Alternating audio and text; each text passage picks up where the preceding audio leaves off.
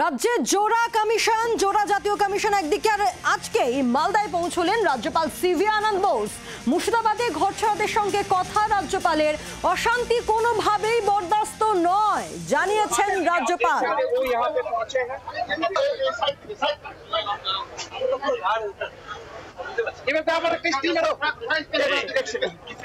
মালদায় পৌঁছন রাজ্যপাল সিভি আনন্দ বোস। মুর্শিদাবাদে যাবেন তিনি এবং সেখানে ঘরছাড়াদের সঙ্গে কথা।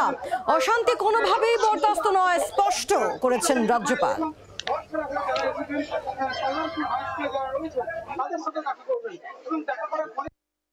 Has happened there is something which should never have happened.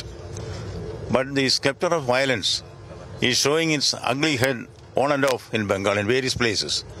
You know, we have to coffin the cult of violence and drive the last nail on the coffin. That is a task which is necessary to maintain peace and tranquility in Bengal. You know, the dance of death, if I may say so, that is going on wantonly on the streets of Bengal in many places. This kind of cult of violence can never be tolerated at all. We should have a concerted effort at this. All stakeholders have to come together. গতকাল থেকেই DM SP গিয়ে miking করানো হচ্ছে। অধিবাসীদের মানে ক্যাম্পের অধিবাসী যারা, তাদেরকে সরিয়ে নিয়ে গিয়ে বলা হচ্ছে তোমরা ফিরে যাও নিজের জায়গায়।